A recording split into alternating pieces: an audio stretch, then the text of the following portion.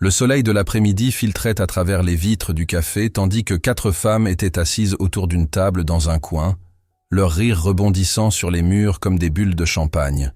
Sauf qu'il n'y avait pas de champagne, juste du café glacé et le genre d'amitié qui ne connaît aucune limite. Camille Dupont était le centre de l'attention, comme c'était souvent le cas. Avec ses yeux émeraudes saisissants et ses cheveux auburn qui cascadaient sur ses épaules, elle avait le genre de beauté qui faisait tourner les têtes à chaque coin de rue. Mais il y avait un détail que ses amis ne lui laissaient jamais oublier. Elle était la seule célibataire du groupe.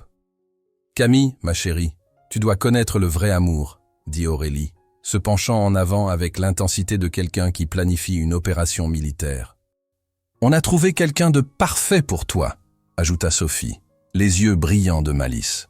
« Grand, beau et millionnaire. » La fourchette de Camille s'écrasa contre son assiette.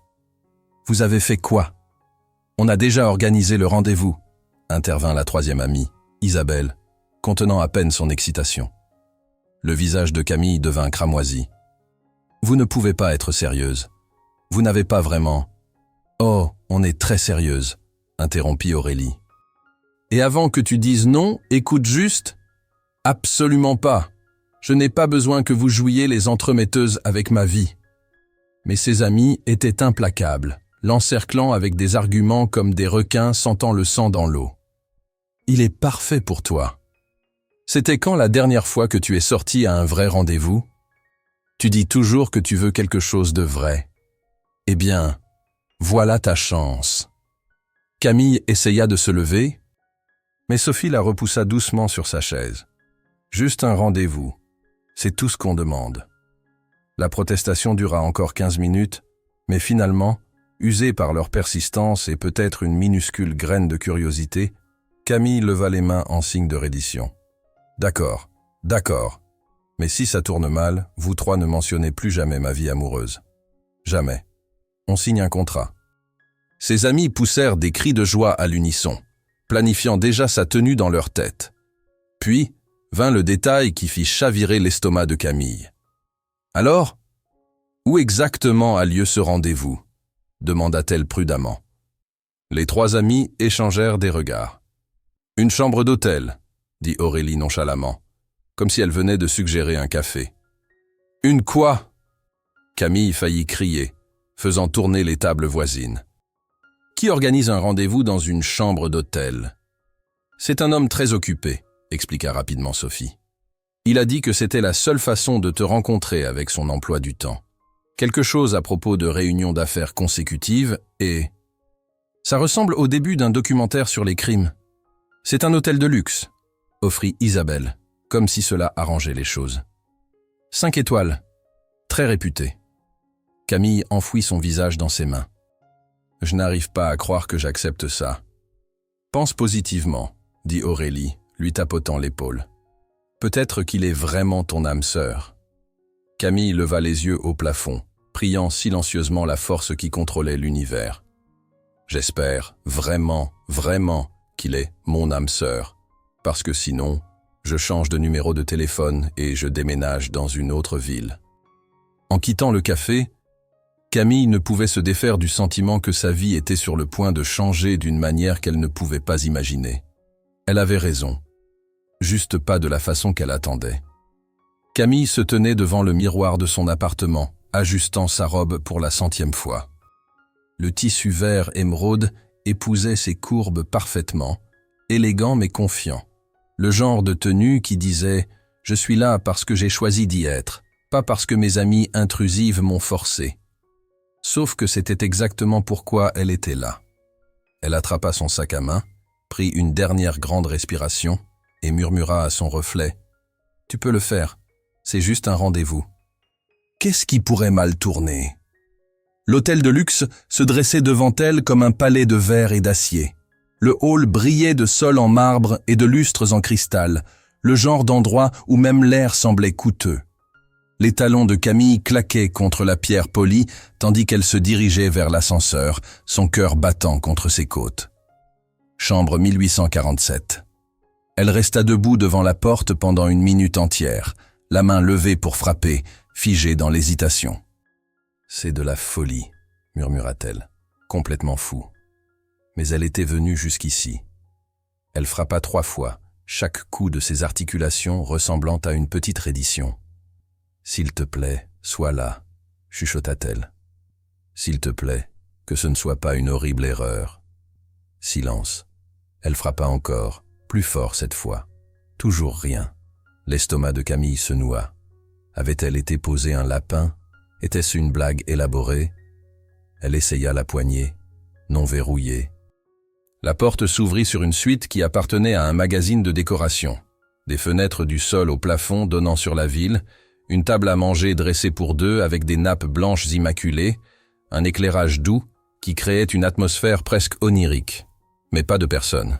« Allô » appela-t-elle, entrant prudemment. « Il y a quelqu'un » La suite semblait étrangement silencieuse, comme une scène attendant ses acteurs. Puis elle l'entendit. Le son indubitable de l'eau qui coule venant de derrière une porte partiellement fermée de l'autre côté de la pièce. La salle de bain. « Oh non !» souffla Camille.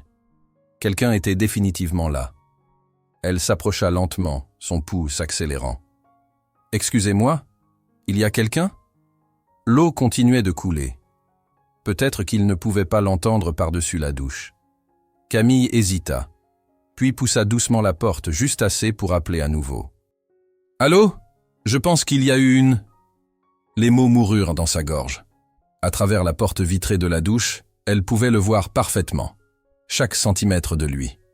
L'homme se tenait sous l'eau en cascade, le dos tourné vers elle, ses muscles dessinés, comme s'ils avaient été sculptés dans le marbre. L'eau coulait sur ses larges épaules, son physique athlétique, créant des ruisselets qui captaient de la lumière. Ses cheveux sombres étaient là plaqués en arrière, et même de dos, ils dégageaient une sorte de magnétisme puissant qui rendait l'air plus épais. Le cerveau de Camille court-circuita. Elle devrait partir. Elle devrait courir. Elle devrait… Il se retourna. Leurs yeux se rencontrèrent à travers la vapeur et le verre. Pendant un moment qui s'étira jusqu'à l'éternité, aucun des deux ne bougea. Son visage était frappant. Une mâchoire forte, des yeux gris intenses qui semblaient voir à travers elle, le genre de beauté qui ne semblait pas tout à fait réelle. Puis la réalité s'écrasa. Oh mon Dieu! Camille se retourna, son visage brûlant plus que la vapeur de la douche. « Je suis tellement désolée. Je ne voulais pas. » La porte était ouverte et personne n'a répondu et… Elle entendit l'eau s'arrêter, le son d'une serviette qu'on attrape. « Que faites-vous ici ?» Sa voix était profonde, suave, avec une pointe de surprise plutôt que de colère. Camille garda fermement le dos tourné, fixant le mur comme si sa vie en dépendait. « Mon amie, elle a dit que j'avais un rendez-vous ici, mais je pense que c'est peut-être une arnaque ou une erreur de chambre ou… Retournez-vous. Je ne pense vraiment pas que… Je suis couvert. Retournez-vous. » Lentement, à contre-cœur, Camille se retourna. Il se tenait dans l'encadrement de la porte de la salle de bain avec une serviette enroulée autour de sa taille. L'eau goûtant encore de ses cheveux, son torse nu et d'une certaine manière encore plus distrayant qu'avant. Il l'étudiait avec une intensité qui lui faisait trembler les genoux. « Alors c'est vous » dit-il doucement, presque à lui-même. « Pardon, quoi ?» Il fit un pas plus près, ses yeux gris parcourant son visage, comme s'il mémorisait chaque détail. La photo ne vous rendait pas justice. Vous êtes encore plus belle en personne. Le souffle de Camille se coupa. Vous m'attendiez ? On m'a dit d'attendre quelqu'un d'extraordinaire. Un autre pas plus près. Ils avaient sous-estimé. L'air entre eux crépitait de quelque chose d'électrique, de dangereux. Camille savait qu'elle devait maintenir ses distances, qu'elle devait se souvenir que tout cela était complètement fou, mais ses pieds semblaient enracinés au sol. Il s'approcha encore plus, maintenant à quelques centimètres seulement. Elle pouvait sentir son eau de Cologne se mêlant à l'odeur fraîche du savon, pouvait sentir la chaleur irradiante de sa peau. « Je devrais partir », murmura Camille, mais elle ne bougea pas. « Vraiment ?» Sa main se leva, ses doigts effleurant à peine sa joue. « Ou voulez-vous rester et voir où cela nous mène ?» Chaque pensée rationnelle dans l'esprit de Camille lui criait de partir, de courir, de se souvenir qu'elle venait de rencontrer cet homme 30 secondes plus tôt alors qu'il était nu sous la douche. Mais quand il se pencha et que ses lèvres rencontrèrent les siennes, la pensée rationnelle s'évapora, comme de la vapeur. Le baiser fut doux au début, interrogateur, lui donnant toutes les chances de s'éloigner. Mais quand elle ne le fit pas, quand au contraire, elle se retrouva à se pencher vers lui, ses mains trouvant ses épaules encore humides, il s'approfondit en quelque chose qui fit disparaître le monde entier. Quand ils se séparèrent enfin, tous deux essoufflés, il appuya son front contre le sien. « Reste », murmura-t-il, ce simple mot portant le poids d'un millier de promesses. « Tu ne veux pas rester ?» Camille regarda dans ses yeux gris orageux et se sentit tomber dans quelque chose qu'elle ne pouvait nommer, ne pouvait contrôler, ne pouvait résister. « Je ne connais même pas ton nom », souffla-t-elle. Un lent sourire courba ses lèvres. « Maxime, Maxime Lefebvre. »« Camille Dupont. »« Camille, » répéta-t-il, comme s'il goûtait le mot. « Reste au moins pour le dîner. Laisse-moi m'excuser correctement pour cette introduction peu conventionnelle. » Elle savait qu'elle devrait dire non, savait que tout allait trop vite, était trop étrange, trop parfait pour être vrai. Mais au lieu de cela, elle se retrouva à lui sourire en retour. « Le dîner, » accepta-t-elle. « Mais tu gardes tes vêtements cette fois. » Maxime rit, un son riche qui remplit la pièce. Marché conclu. 20 minutes plus tard, Maxime émergea de la chambre entièrement habillé d'un pantalon anthracite et d'une chemise blanche impeccable, les manches retroussées sur ses avant-bras d'une manière qui aurait dû être décontractée, mais qui semblait terriblement élégante. Camille avait passé le temps à étudier les lumières de la ville à travers les baies vitrées, essayant de calmer son cœur qui s'emballait et de se convaincre que ce qui venait de se passer était réel et non un rêve fiévreux. « Je dois m'excuser », dit Maxime, sa voix l'attirant comme un aimant. Il se tenait près de la table à manger somptueusement dressée, une main reposant sur le dossier d'une chaise, son expression un mélange d'embarras et d'amusement. Ce n'était absolument pas comme ça que j'imaginais notre première rencontre.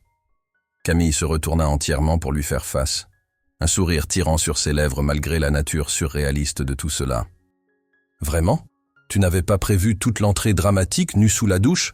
Je pensais que c'était peut-être ta signature. » Un rire sincère lui échappa, transformant son visage de simplement beau à absolument captivant.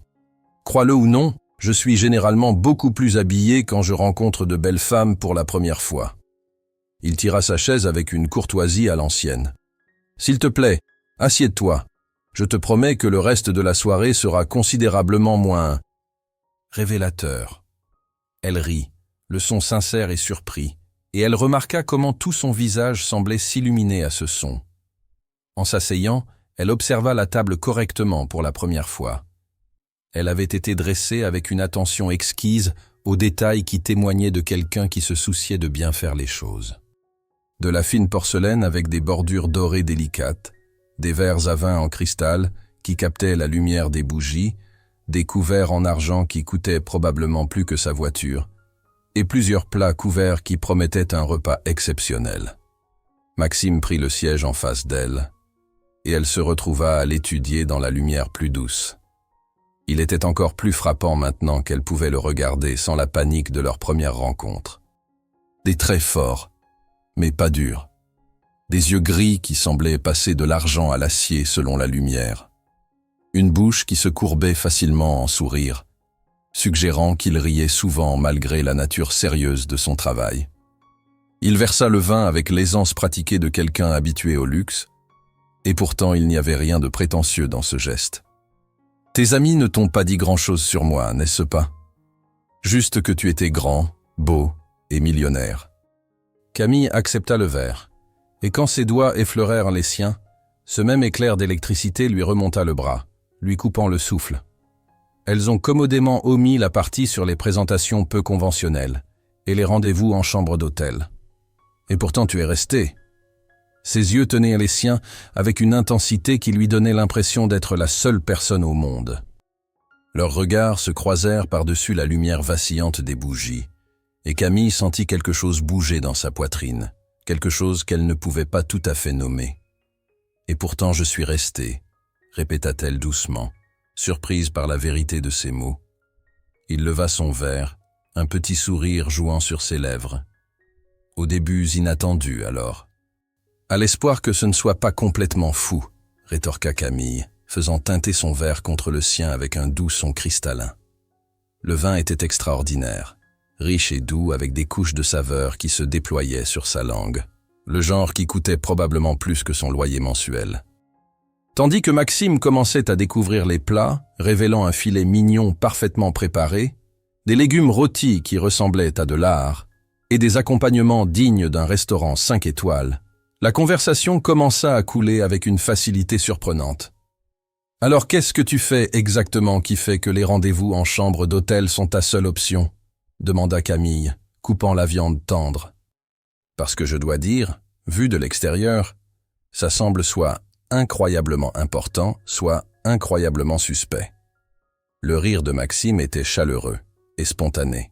« Je promets que c'est le premier, bien que je puisse voir comment ça pourrait sembler être le second. » Il posa sa fourchette, lui accordant toute son attention.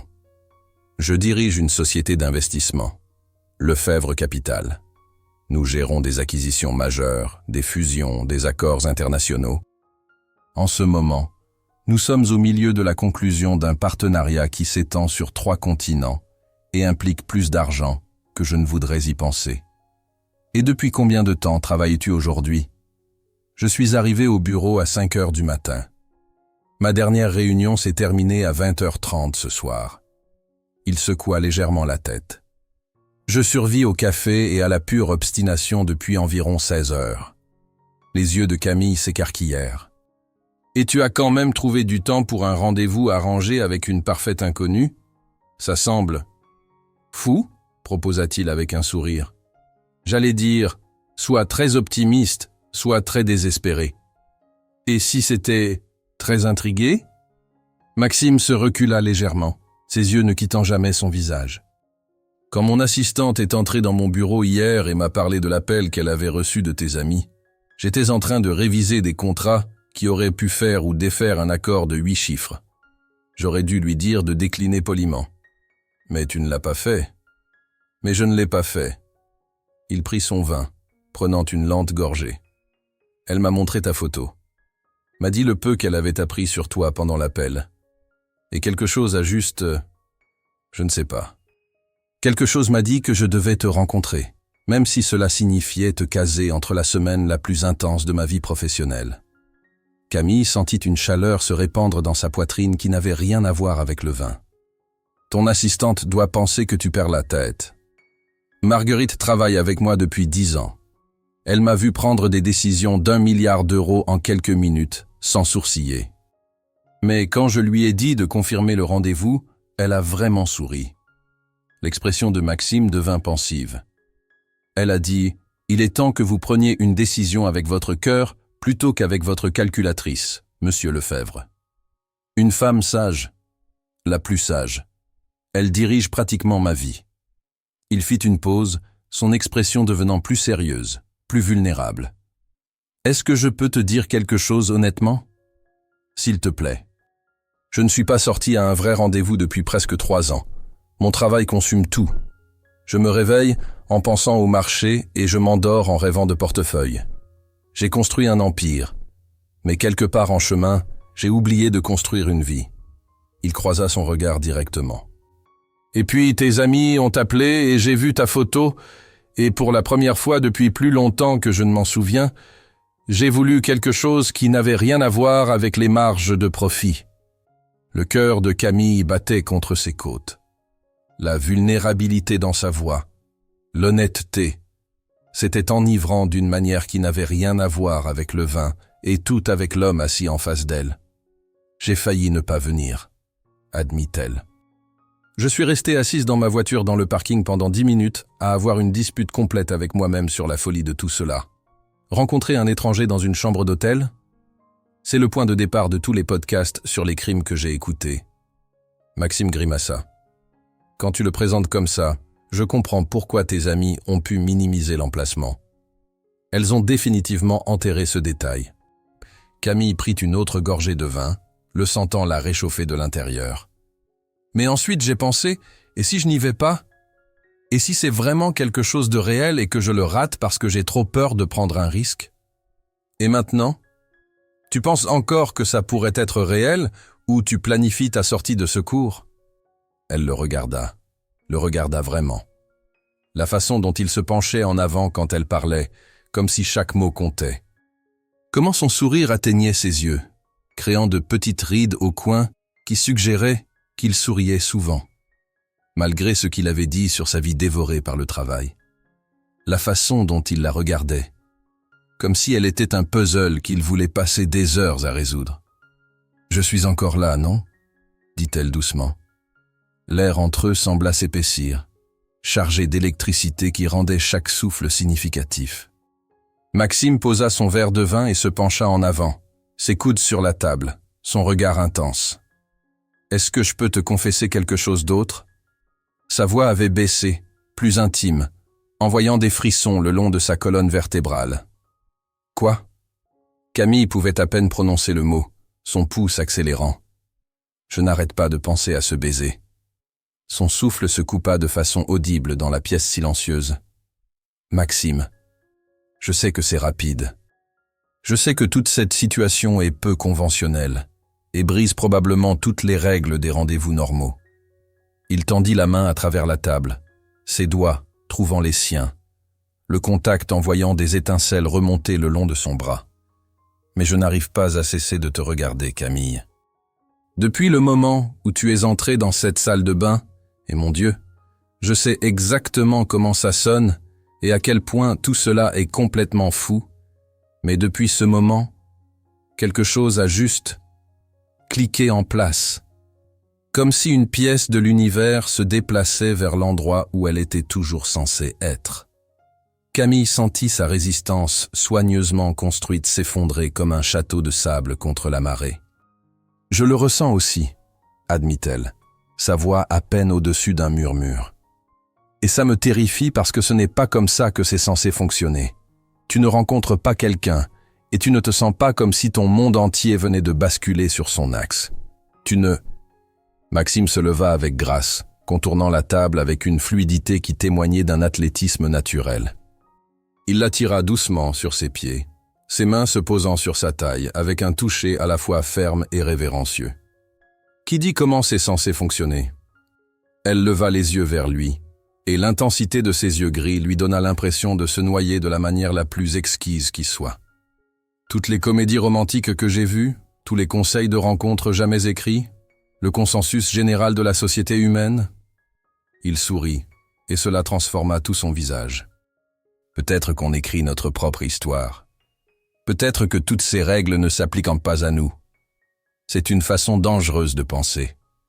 Vraiment? Ou c'est juste honnête? Sa main monta pour encadrer son visage, son pouce effleurant sa pommette, avec une douceur infinie. J'ai passé toute ma vie adulte à suivre des règles, Camille, à prendre des décisions calculées, à peser les risques contre les récompenses. Et tu sais quoi? En ce moment, dans ce moment, rien de tout cela n'a d'importance. Tout ce qui compte, c'est que tu es là, et que je suis là, et que ça semble plus juste que tout n'a semblé depuis des années. Quand il l'embrassa cette fois, ce n'était pas le baiser surpris et hésitant de leur première rencontre. C'était délibéré et consumant, un feu lent qui allumait chaque terminaison nerveuse de son corps.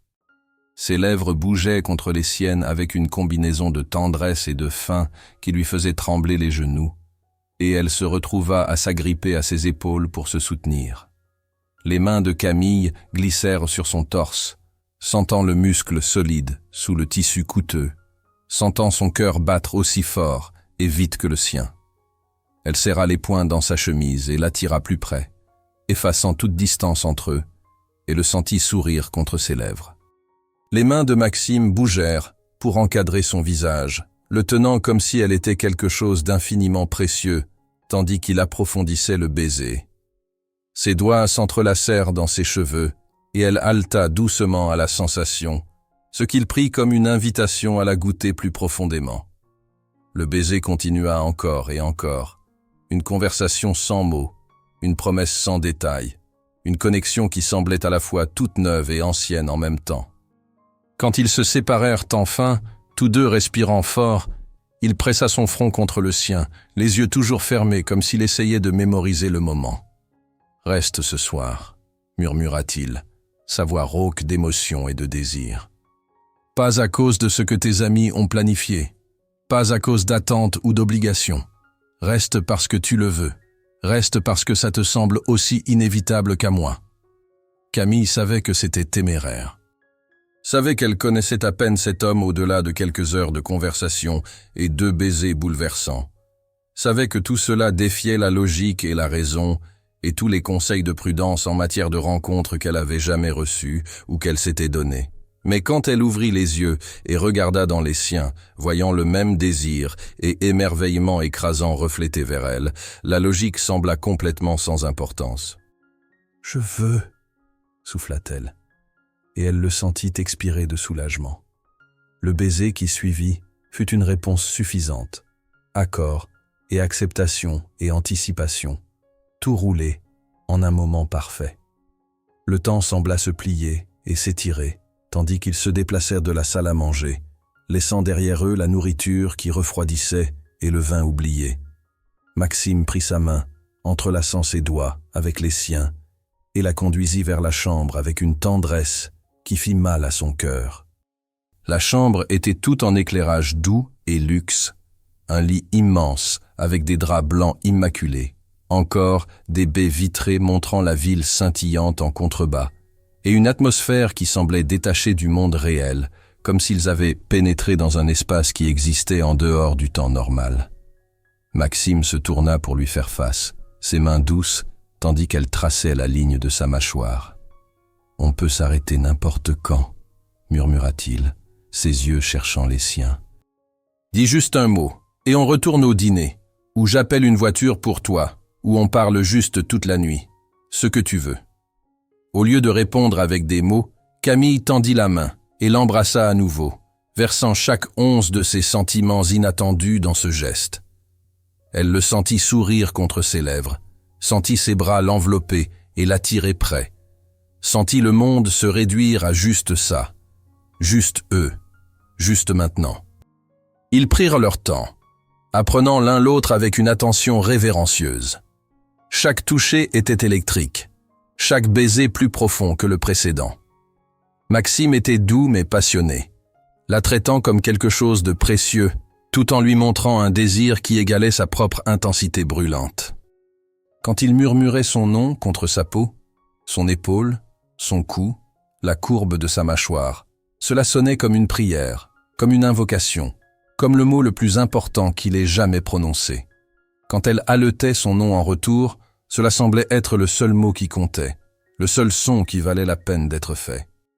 Ses mains cartographiaient chaque courbe avec une attention adoratrice, et les siennes exploraient les plans de son torse, la force dans ses épaules, la façon dont son souffle se coupait quand elle touchait certains endroits. Ils apprenaient les rythmes de l'autre, les préférences de l'autre, parlant en soupirs et en halètements et en encouragements murmurés. Les lumières de la ville peignaient des motifs changeants sur le plafond, tandis qu'ils s'unissaient, 2 étrangers devenant quelque chose d'infiniment plus dans l'espace entre les battements de cœur. Ce n'était pas seulement physique, bien que l'attraction soit indéniable et dévorante, c'était quelque chose de plus profond, une connexion qui semblait écrite dans les étoiles, bien qu'ils viennent de se rencontrer quelques heures plus tôt. Ils bougeaient ensemble comme s'ils faisaient cela depuis des années, trouvant un rythme à la fois surprenant et parfait. Chaque toucher construisait sur le précédent, chaque baiser plus profond, chaque moment plus intense, jusqu'à ce qu'ils basculent ensemble par-dessus bord, le cri de Camille se mêlant au grognement de Maxime, tous deux s'accrochant l'un à l'autre comme des bouées de sauvetage. Après, enveloppée dans des draps qui coûtaient probablement plus que toute sa garde-robe, Camille était allongée la tête sur le torse de Maxime, écoutant son cœur retrouver lentement un rythme normal. Ses doigts traçaient des motifs abstraits et paresseux sur son épaule, et elle se sentait plus satisfaite qu'elle ne se souvenait l'avoir été depuis des années. « Je ne fais pas ça », dit-elle doucement dans le silence paisible. Je veux que tu saches ça. Je ne fais pas juste avec des gens que je connais à peine. Ce n'est pas qui je suis.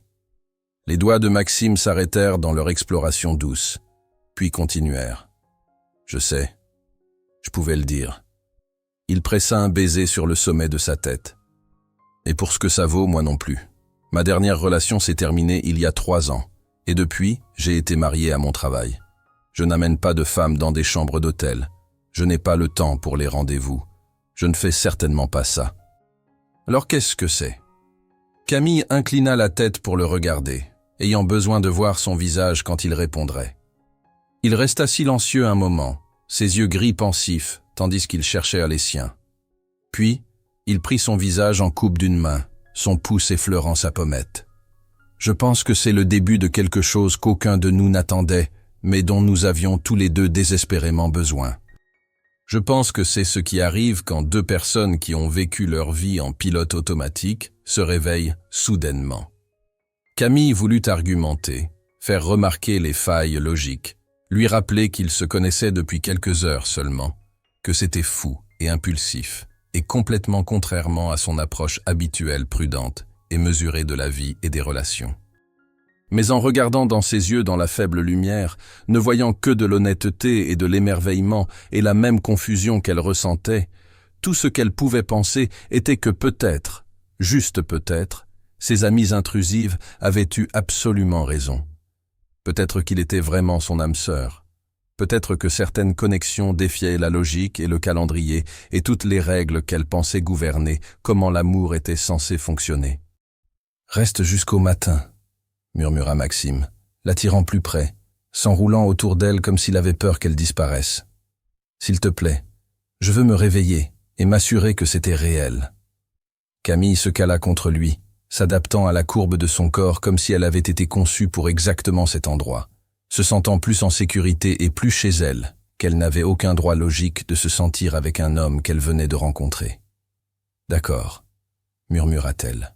« Je reste. » Alors que le sommeil commençait à les réclamer tous les deux, les bras de Maxime sûrs autour d'elle et sa tête parfaitement nichée sous son menton, aucun des deux n'aurait pu deviner que cette nuit impulsive changerait la trajectoire de leurs 2 vies pour toujours. Aucun des deux n'aurait pu savoir que dans quelques courtes semaines, tout deviendrait infiniment plus compliqué et infiniment plus significatif.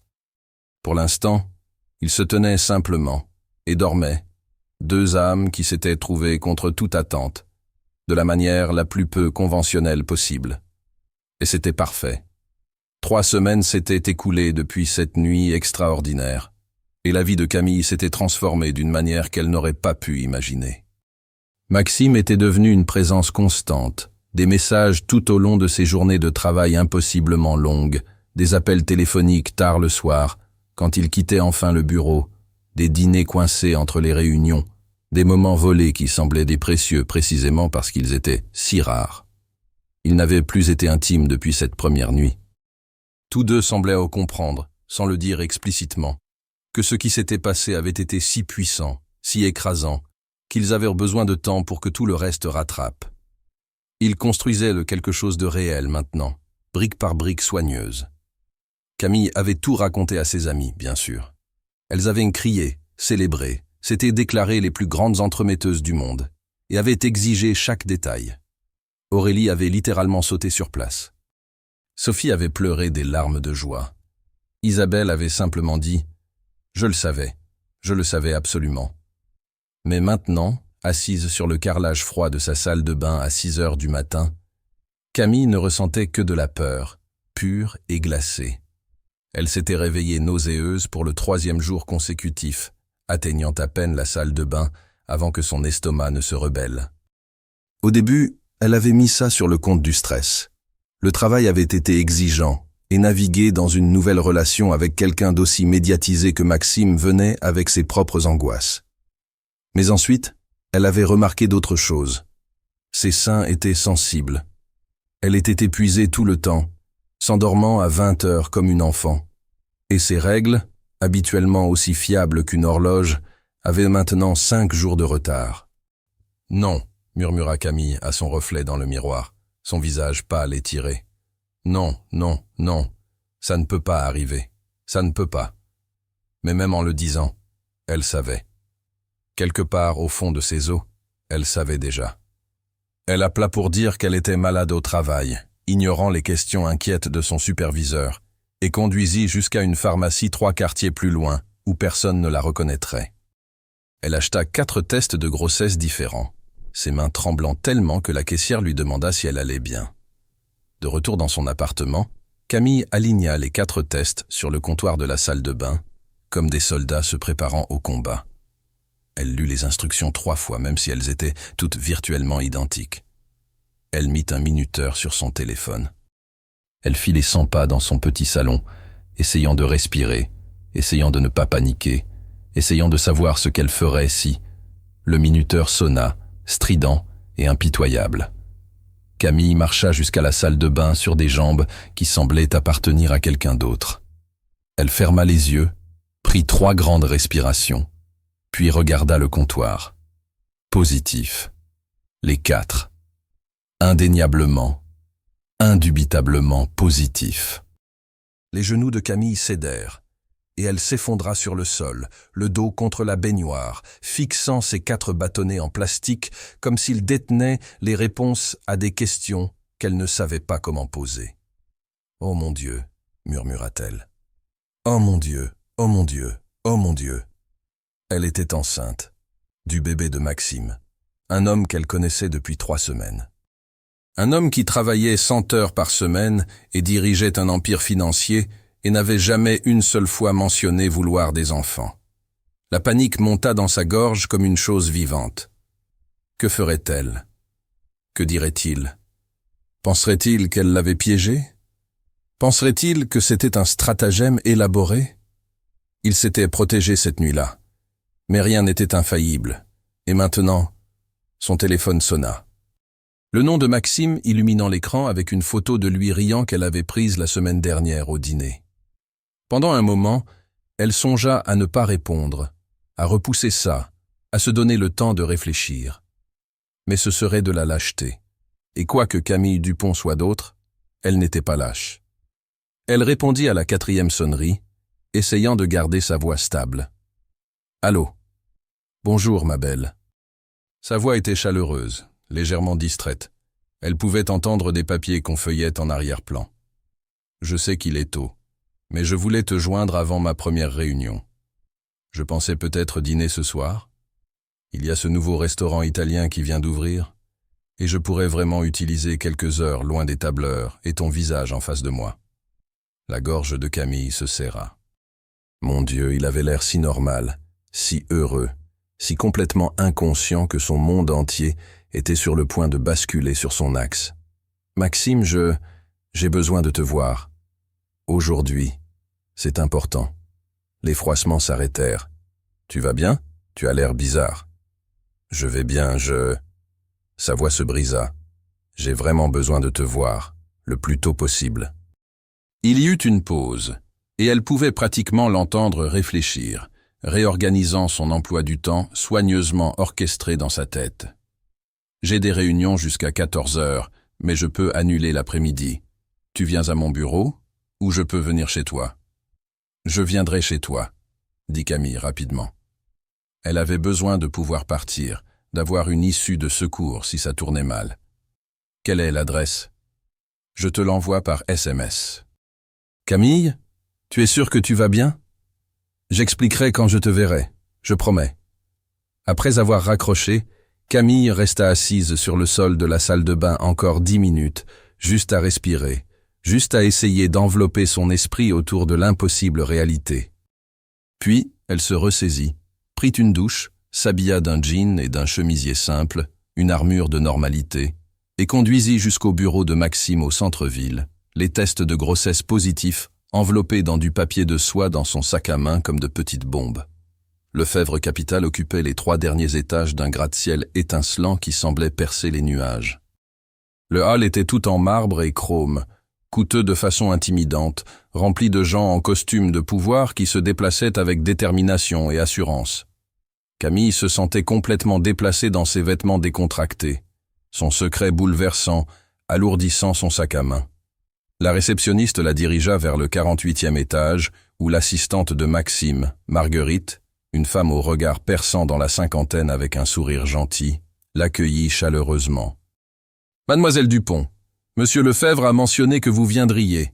Il termine juste un appel, mais il a dit de vous faire entrer directement. » Le bureau de Maxime était immense, avec des fenêtres qui offraient une vue panoramique sur la ville qui fit chavirer l'estomac de Camille pour des raisons qui n'avaient rien à voir avec les nausées matinales. Il y avait des meubles minimalistes, de l'art coûteux au mur, et Maxime lui-même derrière un bureau de la taille d'une petite voiture, parlant dans un casque dans ce qui ressemblait à du mandarin. Quand il la vit, tout son visage se transforma. Il leva un doigt, 1 minute, et termina rapidement son appel. À l'instant où il raccrocha, il était autour du bureau et l'attirait dans ses bras. « Hey !»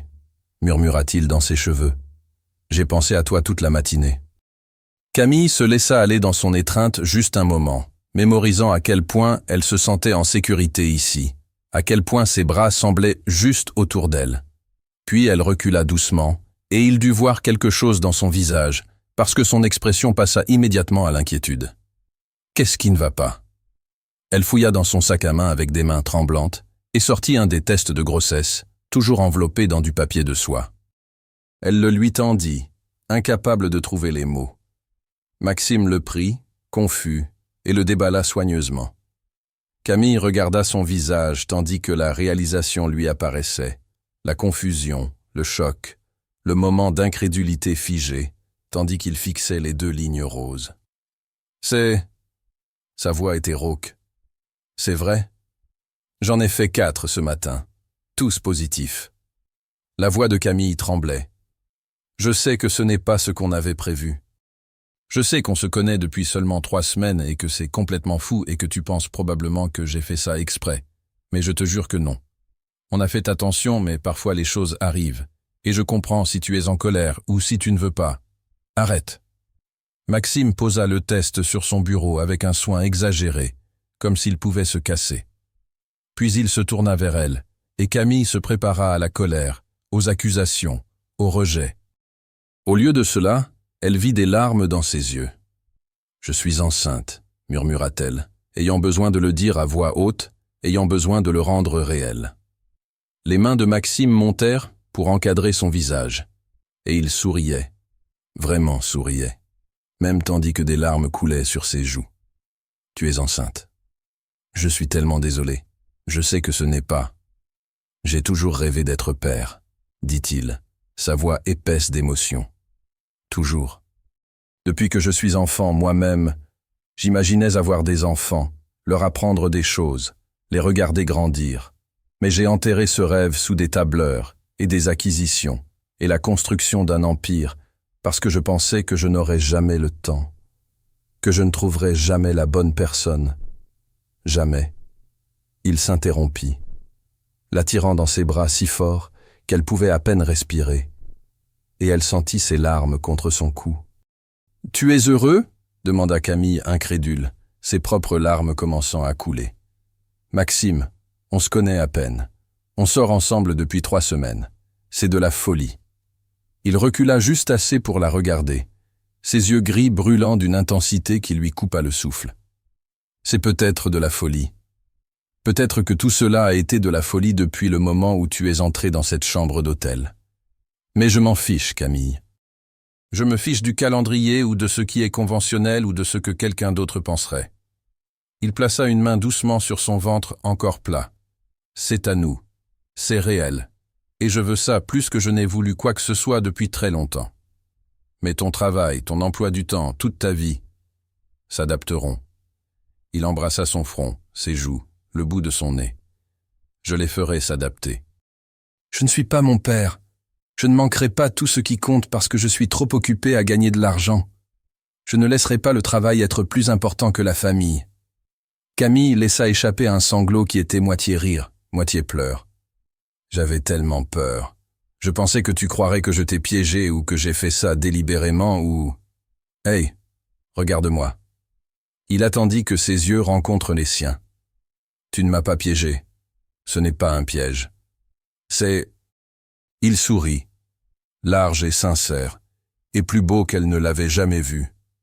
C'est un cadeau que je ne savais pas que j'attendais.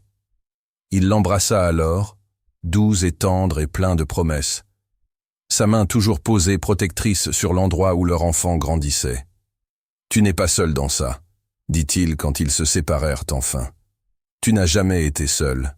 Depuis le moment où je t'ai rencontré, depuis ce tout premier baiser, j'étais tout entier dedans. » Ça rend juste les choses plus réelles, plus permanentes, plus... Il lutta pour trouver le mot. Plus tout. Camille enfouit son visage dans son torse et pleura. De soulagement, de joie, de la pure impossibilité écrasante de tout cela. Maxime la tint, la berçant légèrement, pressant des baisers dans ses cheveux et murmurant des rassurances. « On va faire ça ensemble », promit-il. « Chaque étape, chaque rendez-vous, chaque moment. Je suis là, Camille.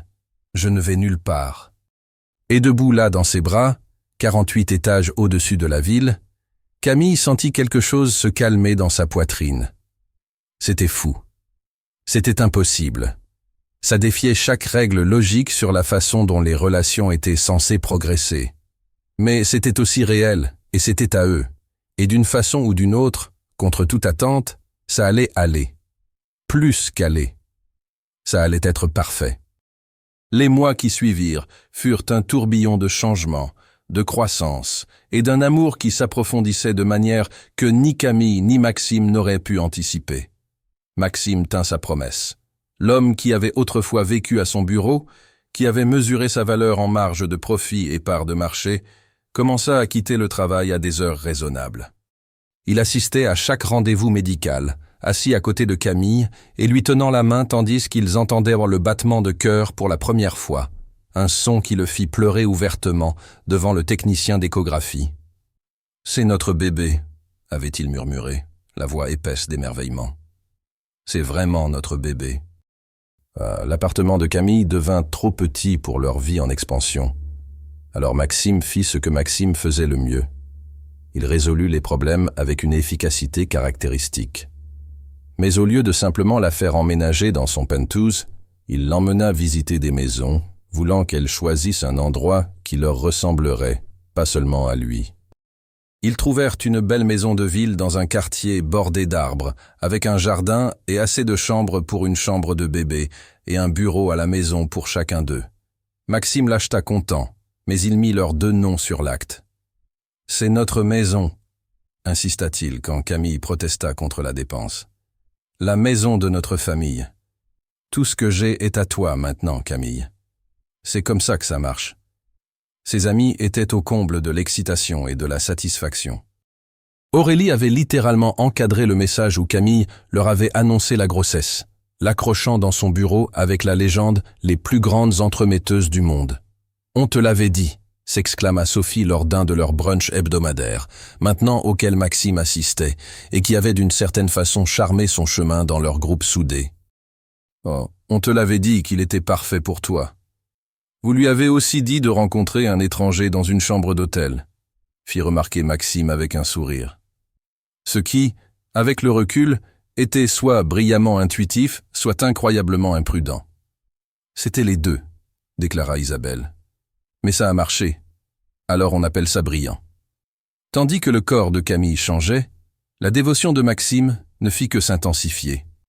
Il lisait tous les livres sur la grossesse qu'il pouvait trouver, restant souvent debout tard à surligner des passages et prendre des notes comme s'il préparait une présentation d'affaires. Il assistait aux cours de yoga prénatal avec elle, malgré son manque de souplesse hilarant et son déplacement total parmi les autres futures mamans. « Je ne rate rien », dit-il avec entêtement quand Camille suggéra qu'il n'avait pas besoin de venir à chaque cours. « Si tu le vis, je veux le vivre avec toi. » Il parlait à son ventre qui grossissait chaque soir, racontant à leur enfant à naître sa journée, lisant des histoires, jouant de la musique classique parce qu'il avait lu que c'était bon pour le développement. Camille restait allongée là, passant ses doigts dans ses cheveux, tombant plus amoureuse de lui chaque jour qui passait. Mais ce n'était pas que des moments parfaits et des gestes romantiques. Ils eurent aussi leurs difficultés. Il y eut la dispute au sujet de Camille, qui continuait à travailler dans son emploi exigeant en marketing. Maxime voulait qu'elle démissionne, qu'elle se concentre sur sa santé et la grossesse. Camille insista qu'elle n'était pas fragile et avait besoin de maintenir son indépendance. « Je n'essaie pas de te contrôler », dit Maxime, frustré, faisant les 100 pas dans leur salon tard un soir. « J'essaie de prendre soin de toi. »« Je n'ai pas besoin qu'on prenne soin de moi », rétorqua Camille. « J'ai besoin d'un partenaire, pas d'un protecteur. » Ils s'étaient couchés fâchés cette nuit-là, allongés de chaque côté de leur nouveau lit king size. Mais à 2 heures du matin, Camille se réveilla pour trouver Maxime enroulé autour d'elle par derrière, sa main sur son ventre, sa voix rauque de sommeil et d'émotion. « Je suis désolé, » murmura-t-il. « Tu as raison.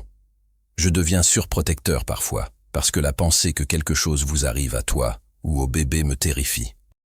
Mais tu es forte et capable, et j'ai besoin de faire confiance à ça. » Camille se retourna dans ses bras, trouvant son visage dans l'obscurité. « Et je suis désolé de m'être emporté. Je sais que tu es juste inquiet. Et si on trouvait un compromis? Je travaille jusqu'au 3e trimestre et ensuite on réévalue. » Marché conclu. Ils apprirent les rythmes de l'autre, les déclencheurs de l'autre, les besoins de l'autre. Maxime découvrit que Camille avait besoin d'espace quand elle était contrariée, de temps pour traiter avant de parler des choses. Camille apprit que l'intensité de Maxime venait d'une peur profondément enracinée de perdre les gens qu'il aimait. Sa mère était morte quand il avait 12 ans et son père s'était réfugié dans le travail, laissant Maxime s'élever lui-même. « Je ne serai pas comme lui », confessa Maxime une nuit, sa vulnérabilité brute et honnête. « Je ne choisirai pas le travail plutôt que la famille. Je ne laisserai pas notre enfant se demander si je l'aime. »« Tu ne le feras pas », l'assura Camille, prenant son visage en coupe dans ses mains. « Tu es déjà le père le plus dévoué, et notre bébé n'est même pas encore né. » Alors que Camille entrait dans son 2e trimestre, les nausées matinales s'estompèrent, remplacées par de l'énergie et un éclat qui faisait dire à Maxime au moins 2 fois par jour à quel point elle était belle. « Tu es partial, » disait-elle, regardant son tour de taille qui s'élargissait dans le miroir avec des sentiments mitigés. « Je suis honnête, » répliquait-il, venant derrière elle et enroulant ses bras autour de son milieu. « Tu crées la vie. Tu fais littéralement grandir notre enfant. C'est la plus belle chose que j'ai jamais vue. » Ils apprirent qu'ils allaient avoir une fille à l'échographie des 20 semaines. Maxime dut s'asseoir quand le technicien révéla la nouvelle, submergé par l'émotion. « Une fille » souffla-t-il, fixant l'écran où leur petite fille était clairement visible, suçant son pouce. « On va avoir une fille. » Cette nuit-là, allongé au lit avec sa main sur le ventre de Camille, Maxime était inhabituellement silencieux. « À quoi tu penses ?» demanda Camille, jouant avec ses cheveux. « Je pense à toutes les choses que je veux lui apprendre. Comment être forte, comment être gentille, comment se défendre, comment connaître sa propre valeur. » Il pressa un baiser sur le ventre de Camille.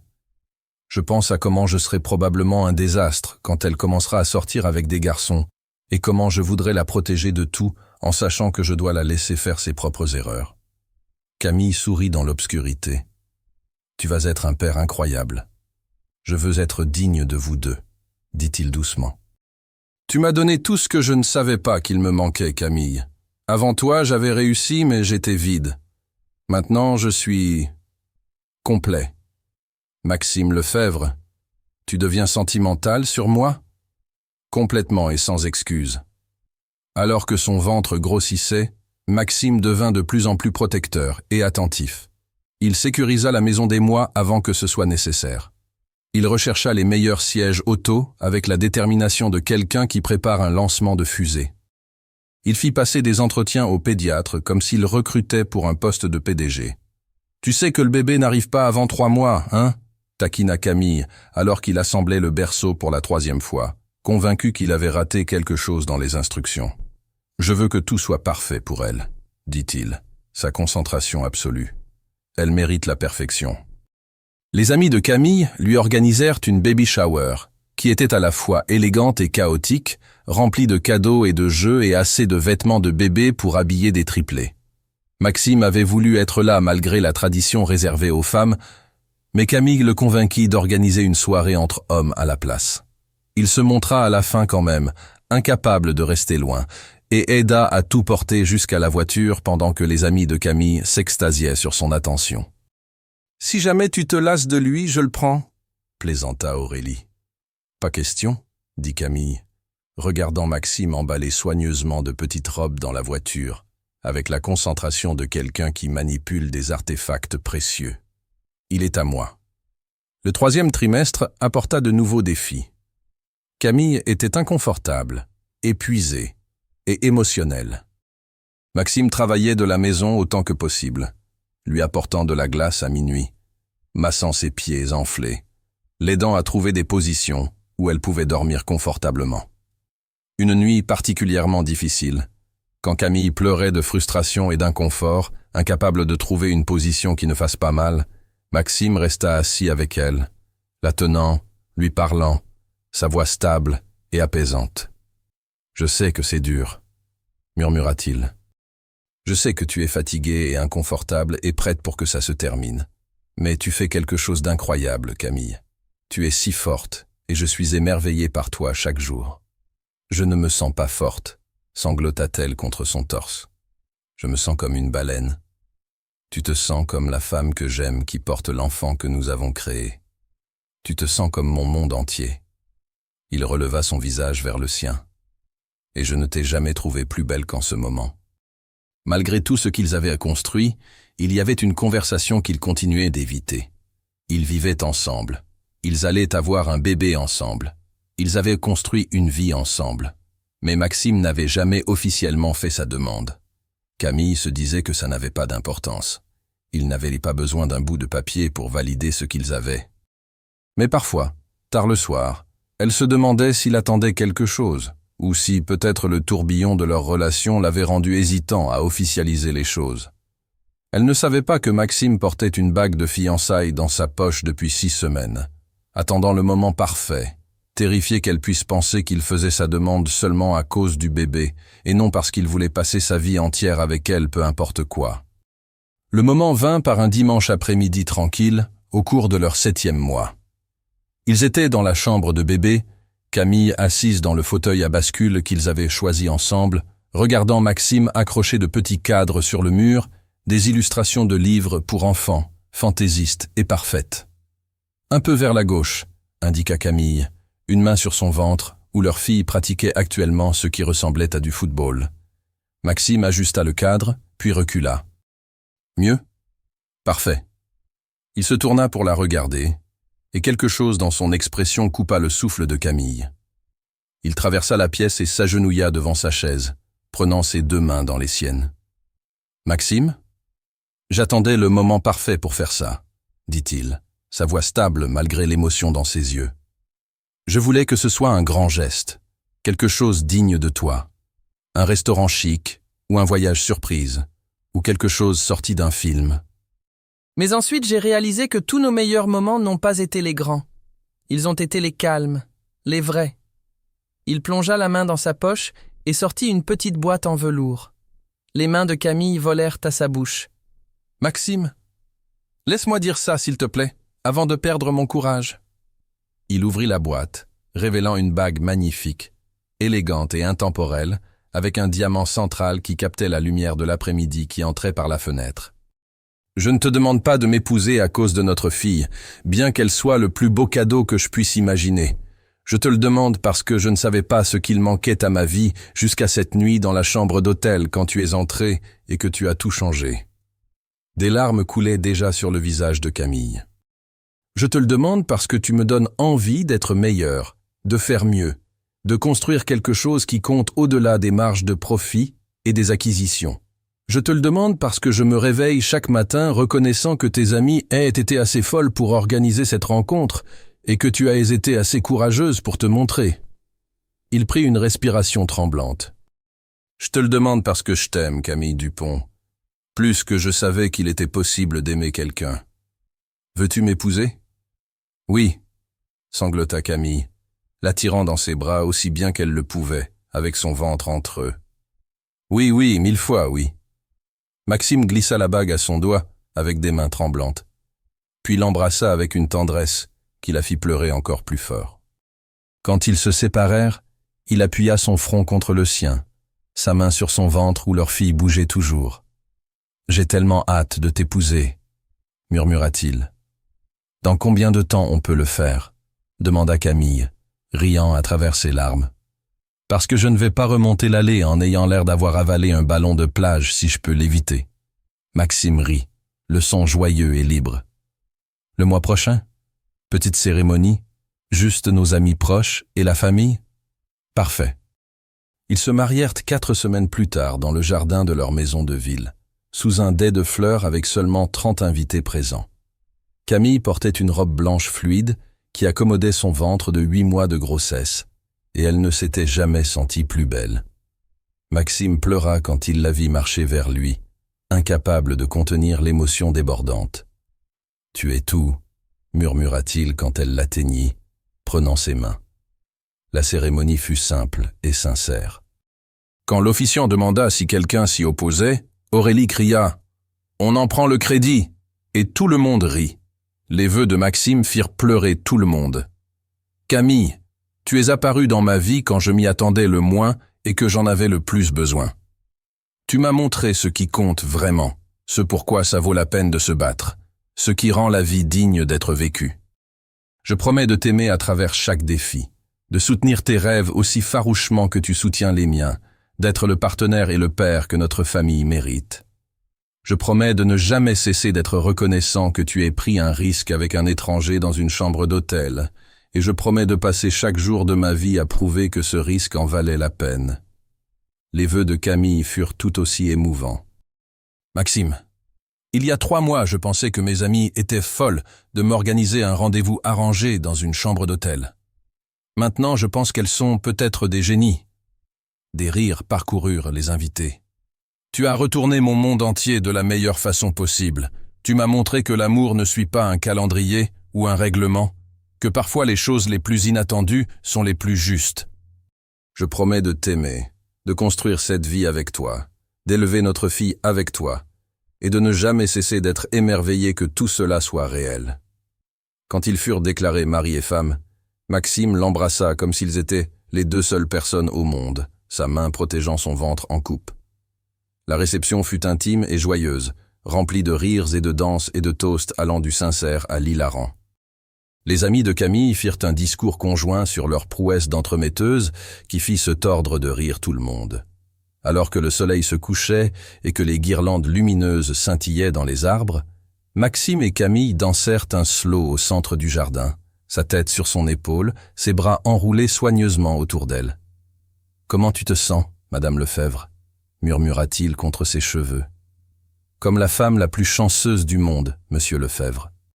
Ça fait 2 d'entre nous, enfin, l'homme le plus chanceux du monde. » Il recula pour la regarder, ses yeux gris doux dans la lumière dorée. « Prête pour la prochaine aventure ?» Camille plaça sa main sur son ventre, où leur fille bougeait. « Plus prête que je ne l'ai jamais été pour quoi que ce soit. » 2 semaines plus tard, un mardi après-midi qui avait commencé comme n'importe quel autre, les os de Camille se rompirent, alors qu'elle pliait de minuscules grenouillères dans la chambre de bébé. Le chaos contrôlé qui suivit fut à la fois terrifiant et parfait. Maxime, qui était resté calme pendant des transactions d'1 milliard d'euros et des crises internationales, paniqua complètement, attrapant le sac d'hôpital qu'ils avaient préparé des semaines plus tôt, et aussi attrapant un sac d'épicerie et son ordinateur portable avant que Camille ne lui fasse calmement remarquer ce qu'il avait fait. Le trajet jusqu'à l'hôpital sembla sans fin et bien trop court en même temps. Maxime lui tenait la main si fort qu'elle dut lui rappeler qu'elle avait besoin de circulation, son visage pâle, mais déterminé. « Tu peux le faire », répétait-il, comme un mantra. « On peut le faire, ensemble. » L'accouchement fut long, et brutal, et magnifique. Maxime ne quitta jamais son côté, pas une seule seconde. Il lui tint la main pendant chaque contraction, essuya son front avec un linge frais, murmura des encouragements quand elle était sûre de ne pas pouvoir continuer. « Tu es la personne la plus forte que je connaisse », dit-il pendant un moment particulièrement difficile, ses yeux fixés aux siens. « Tu peux le faire. Notre fille a tellement de chance de t'avoir comme mère. » 15 heures après que ses os se soient rompus, avec une dernière poussée et un cri qui sembla fendre le monde en deux, leur fille vint au monde. L'infirmière la plaça sur la poitrine de Camille, ce petit être parfait avec le nez de Maxime et une quantité surprenante de cheveux foncés, et le temps sembla s'arrêter. « Oh mon Dieu !» souffla Camille, ses mains montant pour bercer le bébé. « Oh mon Dieu, Maxime, regarde-la !» Maxime pleurait ouvertement, sa main touchant doucement la tête minuscule de sa fille avec un émerveillement révérencieux. Elle est parfaite, elle est absolument parfaite. Leur fille ouvrit les yeux, d'un bleu impossible pour un nouveau-né, et sembla regarder droit vers son père. Maxime fit un son qui était moitié rire, moitié sanglot, et pressa un baiser sur la tempe de Camille. « Merci » murmura-t-il, sa voix brisée par l'émotion. « Merci pour elle. Merci pour ça. Merci pour tout. » Ils l'appelèrent Chloé, parce que c'est ce qu'elle était. Une grâce inattendue, une grâce non méritée, le genre de bénédiction qu'on ne voit jamais venir mais qui change tout. Les premières semaines furent un flou de nuits sans sommeil et de changements de couches sans fin et de moments d'amour pur et écrasant. Maxime, fidèle à sa parole, réorganisa sa vie entière autour de sa famille. Il délégua plus au travail, travaillait de la maison chaque fois que possible et était impliqué de toutes les façons. Camille se réveillait à 3 heures du matin pour le trouver dans la chambre de bébé, Chloé bercée contre son torse nu, lui chantant doucement tout en marchant dans la pièce. « Tu devrais dormir », disait-elle depuis le seuil de la porte. « Toi aussi », répliquait-il avec un doux sourire. « Mais qui pourrait dormir quand on peut la tenir à la place ?» Leurs amis et leur famille se rallièrent autour d'eux. La mère de Camille vint passer 2 semaines, cuisinant et nettoyant, et fournissant le genre de soutien que seule une grand-mère peut apporter. Le père de Maxime, qui avait été distant et sceptique quand ils avaient annoncé la grossesse, fondit complètement la première fois qu'il tint Chloé, des larmes coulant sur son visage buriné. « Je suis désolé de ne pas avoir été là pour toi comme j'aurais dû, » dit-il à Maxime tranquillement un après-midi.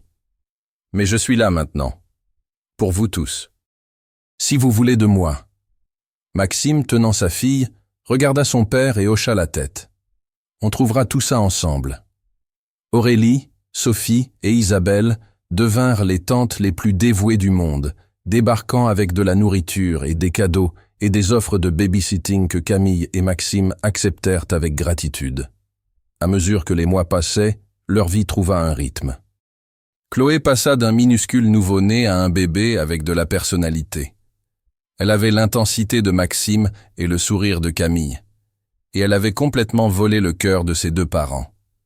Une nuit, quand Chloé avait 6 mois et faisait enfin ses nuits, Camille se réveilla pour trouver le côté de Maxime du lit vide. Elle le trouva dans la chambre de bébé, debout au-dessus du berceau, regardant simplement leur fille dormir. « Hey !» murmura-t-elle, en roulant ses bras autour de lui par derrière.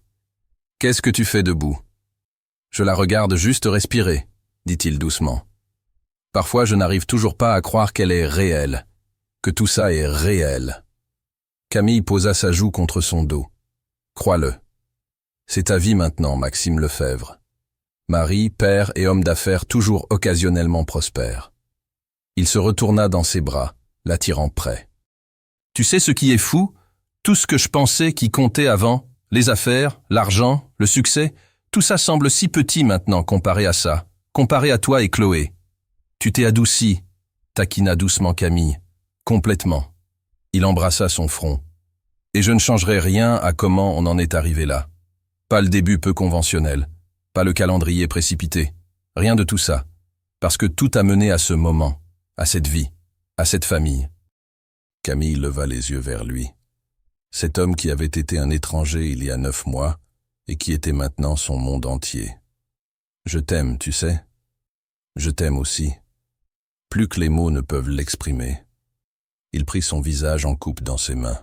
« Merci d'être venu cette nuit-là. Merci d'avoir pris un risque. Merci d'avoir dit oui à tout ça. Merci de m'avoir demandé de rester, » murmura Camille, se souvenant de cette première nuit, de ce début impossible. « De m'avoir demandé « Tu ne veux pas rester ?» quand chaque partie logique de moi disait que je devrais fuir. Maxime sourit, ce beau sourire qui faisait encore s'emballer son cœur. La meilleure question que j'ai jamais posée. Ils restèrent là dans la douce lueur de la veilleuse, se tenant l'un l'autre, écoutant la respiration paisible de leur fille et s'émerveillant de la belle impossibilité de tout cela. Ce qui avait commencé comme un rendez-vous arrangé dans une chambre d'hôtel, gênant, peu conventionnel, complètement fou, s'était transformé en une histoire d'amour qu'aucun d'eux n'aurait pu mieux écrire s'ils avaient essayé. Ils avaient construit une famille à partir du chaos et de la chimie, du hasard et du choix, d'un seul moment de courage qui avait tout changé. Et tandis qu'ils retournaient enfin au lit, enveloppés dans les bras l'un de l'autre, tous deux savaient avec une certitude absolue que c'était exactement là où ils étaient censés être, ensemble, pour toujours. L'amour improbable qui était devenu leur destin. Le soleil du matin filtrait à travers les rideaux de la chambre principale, peignant des rayures dorées sur le parquet. Camille s'éveilla au son de gloussements étouffés venant d'en bas, suivi du chuchotement théâtral de Maxime. « Chut, on doit être silencieux sinon on va réveiller maman. » Encore des gloussements. Chloé n'avait jamais été douée pour le silence. Camille sourit, s'étirant langoureusement dans le lit, et regarda son téléphone. Samedi matin, 8h30. Elle pouvait entendre le cliquetis des casseroles dans la cuisine, plus d'instructions chuchotées, et ce qui ressemblait à Chloé debout sur une chaise malgré qu'on lui ait répété de ne pas le faire. 5 ans. Cela faisait 5 ans depuis cette nuit fatidique dans la chambre d'hôtel, et parfois Camille avait encore des moments où elle ne pouvait pas tout à fait croire que c'était sa vie. Elle sortit du lit, enfila la chemise de Maxime qu'il avait jetée la veille, elle sentait encore son eau de Cologne, et descendit silencieusement les escaliers. La scène dans la cuisine fit gonfler son cœur. Maxime, habillé d'un pantalon de pyjama et d'un t-shirt qui avait connu des jours meilleurs, était au fourneau à retourner des crêpes avec une exagération théâtrale. Chloé, maintenant une fillette précoce de 5 ans avec les yeux gris de son père et les cheveux auburn de sa mère, était perchée sur le comptoir malgré les règles de la maison, portant sa chemise de nuit de princesse préférée et une toque de chef comiquement trop grande pour sa tête. « D'accord, sous-chef, » disait Maxime sérieusement. « Quel est le prochain ingrédient ?» Chloé consulta la fiche de recette avec une concentration intense, son petit visage tout plissé. Il dit myrtille, papa, mais je ne peux pas lire le mot suivant. »« C'est poignée, » expliqua Maxime, la descendant du comptoir avec une aisance pratiquée. « Ce qui veut dire que tu peux les ajouter. Mais d'abord, c'est quoi la règle de sécurité ?»« Se laver les mains, » proclama Chloé, courant vers l'évier. « C'est ma fille intelligente. » Camille s'appuya contre le chambranle de la porte, contente de les observer inaperçus un moment de plus. C'était devenu leur rituel du samedi matin. Maxime et Chloé préparant un petit déjeuner élaboré pendant que Camille était censée faire la grasse matinée, bien qu'elle se réveillait habituellement pour les écouter quand même. Maxime leva les yeux et l'aperçut, tout son visage se transformant avec un sourire qui lui faisait encore flancher les genoux après 5 ans de mariage. « Eh bien, la surprise est gâchée. Chloé, on nous a repérés. » Chloé se retourna, ses mains dégoulinant d'eau. « Maman, on te faisait le petit déjeuner au lit. Papa a dit qu'on devait être vraiment silencieux, mais après la crêpe a collé à la poêle, et il a dit un gros mot et... »« Chloé Éléonore Lefebvre, » dit Maxime, essayant de paraître sévère et échouant complètement. « On ne dit pas à maman pour les gros mots de papa. Mais tu as dit qu'on devait toujours dire la vérité. » Camille rit, entrant dans la cuisine et soulevant Chloé malgré les mains mouillées. « Bonjour, ma belle-fille. »« Et bonjour à toi aussi, retourneur de crêpes. » Maxime se pencha pour l'embrasser, doux et tendre et familier. « Bonjour, Madame Lefebvre. Tu étais censée rester endormie encore 20 minutes. »« J'ai entendu quelqu'un debout sur le comptoir alors qu'elle connaît les règles, » dit Camille d'un ton appuyé, chatouillant Chloé, qui poussa des cris de joie. « Un papa a dit que je pouvais, juste cette fois, pour la surprise. »« Papa est une mauvaise influence, » chuchota Camille à Chloé, qui gloussa à nouveau. « Papa est juste là et peut tout entendre, » protesta Maxime, mais il souriait en dressant des crêpes en forme de cœurs et d'étoiles. « Et papa voudrait faire remarquer qu'il prépare le petit déjeuner à sa femme, ce qui fait de lui une excellente influence. Ils s'installèrent à la table de la cuisine, la même qu'ils avaient choisie ensemble quand ils avaient emménagé dans cette maison, maintenant ornée d'œuvres d'art de Chloé, tenues par des aimants et d'un vase de fleurs fraîches que Maxime ramenait chaque vendredi sans faute. Chloé bavardait sans arrêt sur son récital de danse à venir, sur sa meilleure amie Léa de la maternelle, sur le livre que sa maîtresse avait lu hier, qu'elle avait absolument besoin que Camille emprunte à la bibliothèque. Maxime et Camille échangèrent des regards amusés par-dessus sa tête, une conversation silencieuse qu'ils avaient perfectionnée au fil des ans. Après le petit déjeuner, pendant que Chloé était absorbée par les dessins animés au salon, Camille et Maxime rangèrent la cuisine ensemble, se déplaçant l'un autour de l'autre avec la chorégraphie facile d'une longue pratique. « J'ai reçu un appel intéressant hier », dit Maxime nonchalamment, chargeant le lave-vaisselle. « Oh ?» Camille essuya les comptoirs. « Le conseil veut que j'envisage de prendre en charge un important projet d'expansion. Ça signifierait une augmentation significative des voyages, probablement 2 semaines par mois pendant les 6 prochains mois. » Camille s'arrêta en plein essuyage, le regardant attentivement. « Et qu'est-ce que tu leur as dit ?» Maxime se redressa, croisant son regard. « Je leur ai dit que j'en discuterais avec ma femme avant de prendre une décision, parce que je ne prends plus de décision sur mon temps sans son avis. » Le cœur de Camille se gonfla. L'ancien Maxime, celui qu'elle avait rencontré il y a 5 ans, aurait dit oui immédiatement, n'aurait vu que l'opportunité d'affaires. Mais ce Maxime, son Maxime, avait appris ce qui comptait vraiment. « Qu'est-ce que tu veux faire ?» demanda-t-elle. Il considéra la question pensivement. « Une partie de moi est enthousiaste par le défi. C'est une énorme opportunité, et ce serait bon pour l'entreprise. » Il fit une pause. « Mais je ne veux pas rater le récital de Chloé, ou sa remise de diplôme de maternelle le mois prochain, ou les dîners en famille. Je ne veux pas devenir mon père, Camille. » Camille le rejoignit, enroulant ses bras autour de sa taille. « Tu ne pourras jamais être ton père. Le simple fait que tu poses ces questions le prouve. » Elle leva les yeux vers lui. « Mais peut-être qu'il y a un terrain d'entente? Et si tu négociais les conditions? Moins de voyages, plus de vidéoconférences, nous emmener avec toi parfois quand c'est possible. » Les yeux de Maxime s'illuminèrent. « Tu serais d'accord avec ça? Un peu de voyage? On est une équipe, tu te souviens. Tes rêves comptent aussi.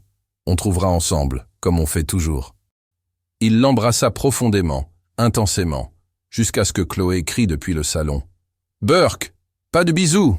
C'est dégoûtant! » Ils rirent tous les deux, se séparant. « Notre fille a des opinions, » dit Maxime. « Je me demande de qui elle tient ça. » Plus tard cet après-midi-là, les amis de Camille débarquèrent pour leur rassemblement mensuel, bien que maintenant, il incluait Chloé et leurs enfants collectifs.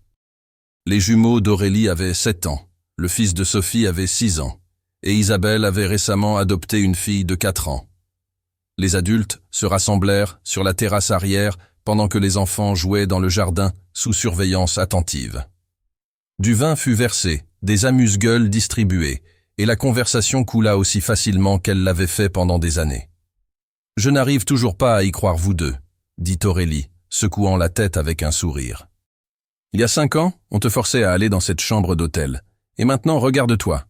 Mariée, une fille magnifique, dégoûtamment heureuse. » « On n'est pas dégoûtamment heureux, » protesta Camille. « S'il te plaît, » intervint Sophie. « Maxime te regarde encore comme si tu avais accroché la lune. C'est vraiment adorable et légèrement nauséabond simultanément. » Maxime, qui s'occupait du barbecue avec le père de Camille, lança « Je peux vous entendre, et je n'ai pas honte. Ma femme est incroyable. Attaquez-moi en justice pour l'apprécier. » « Tu vois ?» rit Isabelle. « Dégoûtant. » Mais elles souriaient toutes, sincèrement heureuses pour l'amour qui avait fleuri de leur plan d'entremetteuse. Chloé courut vers Camille, son visage rouge d'avoir joué. « Maman, je peux leur dire le secret ?» Le cœur de Camille fit un bond. Elle et Maxime attendaient le bon moment. Mais peut-être que c'était ça. Elle croisa le regard de Maxime, et il hocha la tête avec un sourire. « D'accord, ma puce. Tu peux leur dire. » Chloé grimpa sur les genoux de Camille, puis annonça fièrement au groupe assemblé « Je vais être grande sœur, Maman a un bébé dans son ventre. La réaction fut instantanée et explosive. Aurélie cria. Sophie lâcha son verre de vin. Isabelle se leva si vite qu'elle faillit renverser la table de la terrasse. « Tu es encore enceinte ?» cria Aurélie. « Quand ? Comment ? Attends, ne réponds pas au comment. »« 12 semaines, » dit Camille, riant de leur réaction. « On l'a appris il y a 1 mois, mais on voulait attendre pour le dire aux gens. » Les amis l'assaillirent de câlins et de félicitations, tandis que Maxime les rejoignait, glissant son bras autour des épaules de Camille et embrassant le sommet de la tête de Chloé. « Un autre bébé Lefebvre, » dit Sophie, essuyant des larmes de joie de ses yeux. « Votre famille s'agrandit. On est plutôt content, » admit Maxime, sa main trouvant celle de Camille et la serrant, même si Chloé a des opinions bien arrêtées sur les prénoms. « Je veux appeler le bébé Arc-en-Ciel Paillette, » déclara Chloé sérieusement. « Si c'est une fille, si c'est un garçon, Dragon de feu. » Les adultes éclatèrent de rire. « On négocie encore, » réussit à dire Camille entre 2 gloussements. Alors que l'après-midi avançait et se transformait en soirée, les enfants furent récupérés, les au revoir furent dits, et finalement ce ne fut plus que Maxime, Camille et Chloé à nouveau. L'heure du bain était le domaine de Maxime. Il s'en occupait depuis que Chloé était nouveau-née, la transformant en une production élaborée complète avec des bateaux jouets et des crayons de bain et des chansons qu'il inventait sur place. Camille pouvait les entendre maintenant. La voix grave de Maxime chantant quelque chose à propos d'une princesse qui combattait des dragons, les gloussements aigus de Chloé résonnant sur le carrelage de la salle de bain. Elle prit le moment pour se tenir dans l'encadrement de la porte de la chambre de bébé. Il l'avait gardée comme chambre d'amis après que Chloé l'ait dépassée, mais maintenant, elle devrait être reconvertie. Elle posa une main sur son ventre encore plat, s'émerveillant de la vie qui grandissait à l'intérieur d'elle. « Tu penses à la redécoration ?» La voix de Maxime vint de derrière elle.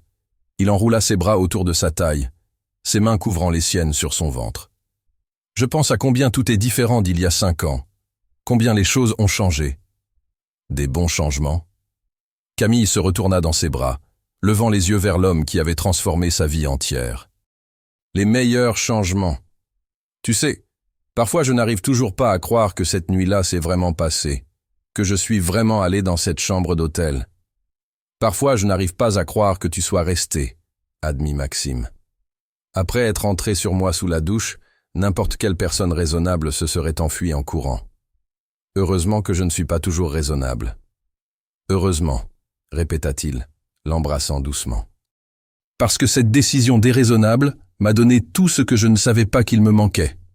Du bout du couloir, Chloé appela. « Papa, tu as oublié de m'aider à me brosser les dents. »« Le devoir m'appelle, » soupira Maxime, mais il souriait. « Tu veux aider pour l'heure du coucher ? Toujours ?»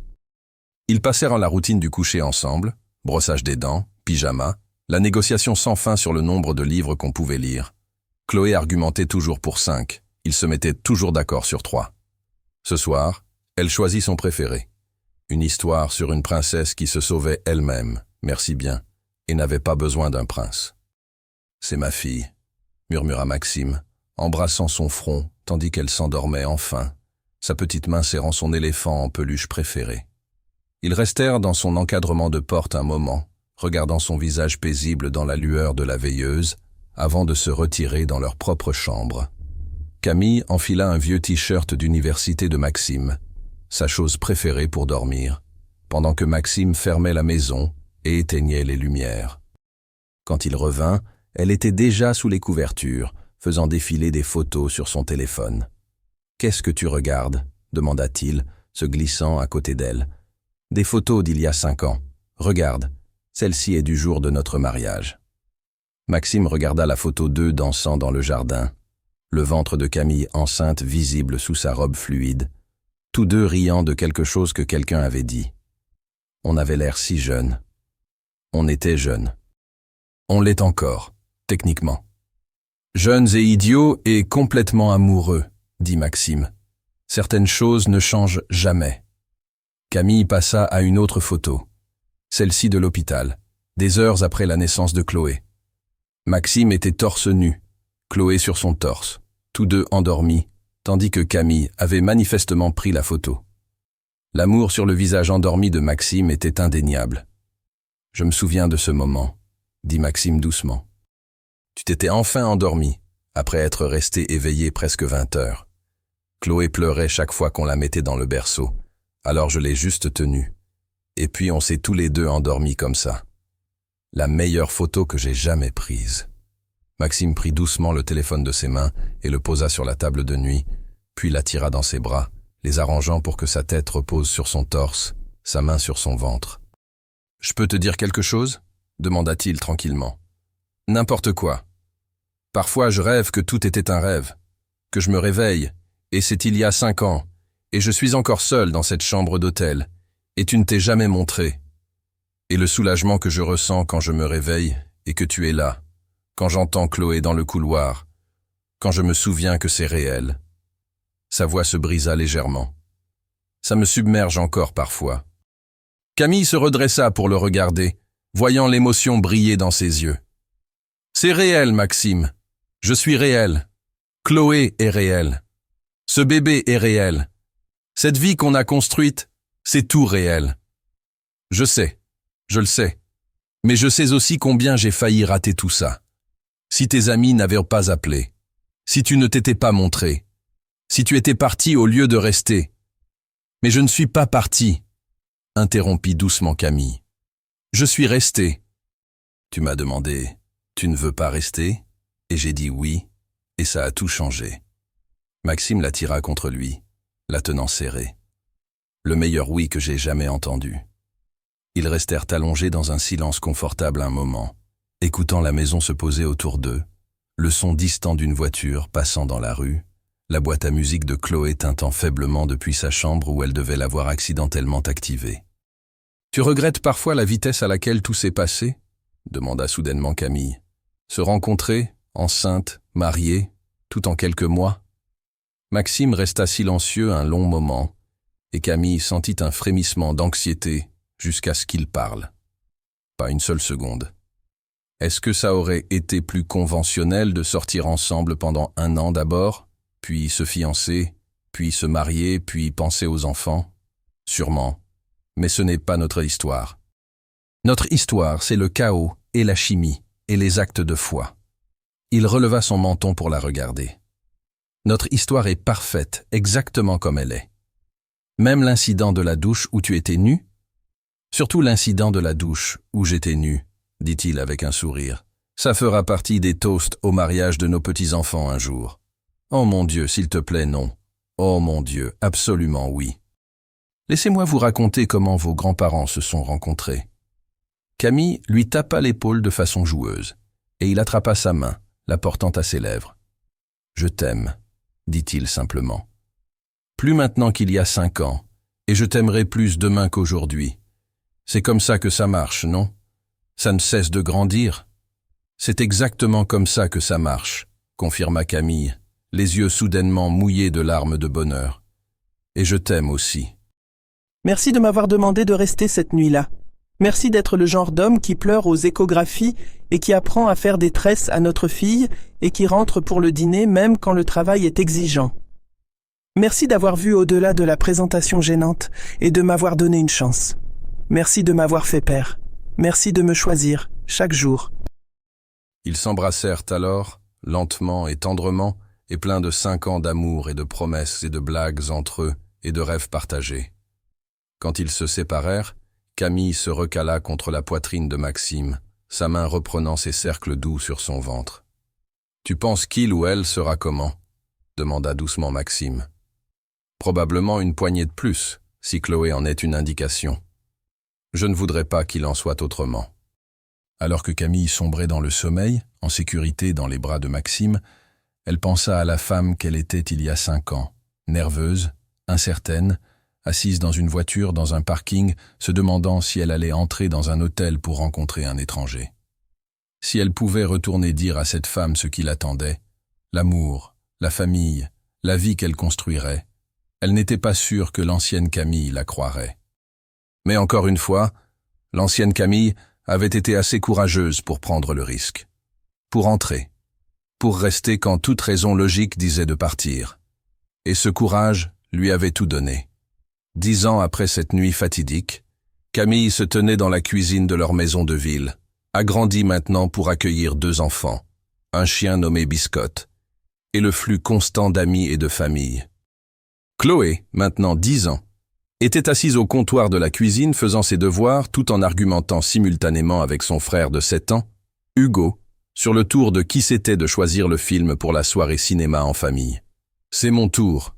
Tu as choisi la semaine dernière. »« Non, maman, dis-lui. » Camille sourit, remuant la sauce pour le dîner tandis que Maxime travaillait depuis son bureau à domicile à l'étage. Il avait considérablement réduit ses voyages il y a des années, choisissant la présence plutôt que le profit, et n'avait jamais regretté une seule seconde. Son téléphone vibra avec un message d'Aurélie. « Tu peux croire que ça fait 10 ans depuis l'installation de la chambre d'hôtel ? Meilleur coup d'entremetteuse de tous les temps. On dîne la semaine prochaine pour célébrer ?» Camille tapa en retour. « Absolument. Tu ne me laisseras jamais oublier que tu nous as mis ensemble, hein ? Pas jusqu'à mon dernier souffle. De rien pour toute ta vie d'ailleurs. » Camille rit, posant son téléphone juste au moment où Maxime apparaissait dans l'encadrement de la porte, attiré par le son de leurs enfants qui se chamaillaient. « Quel est le verdict, juge maman ?» demanda-t-il, glissant un bras autour de sa taille et embrassant sa tempe.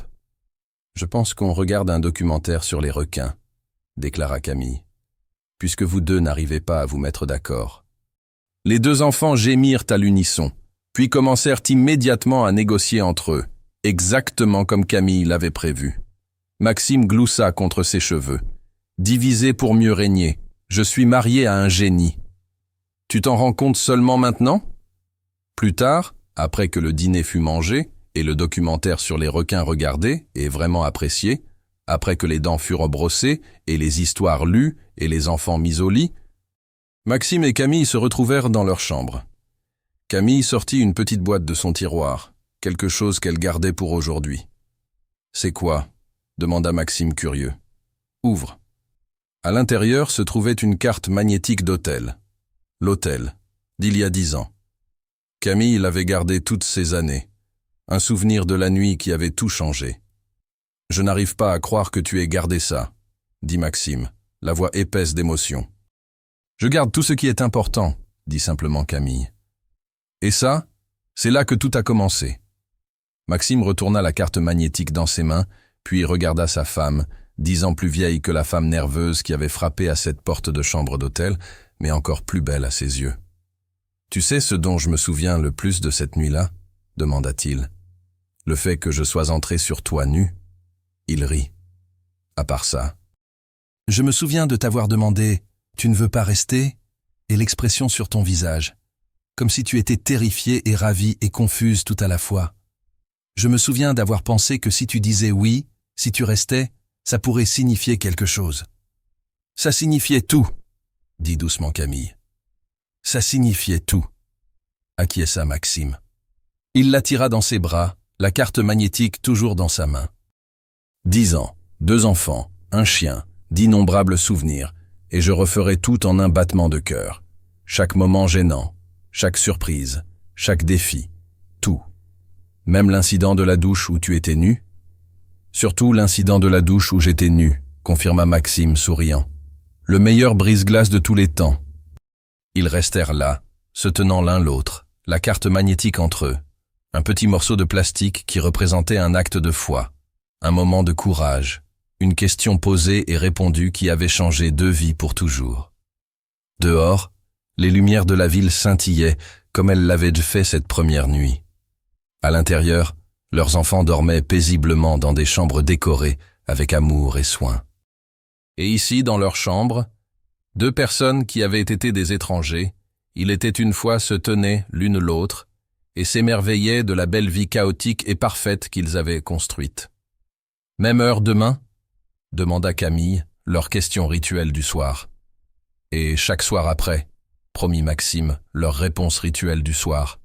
Parce que c'est ce qu'ils avaient choisi, cette première nuit et chaque nuit depuis, de rester, de construire, d'aimer. Et cela avait fait toute la différence. Fine.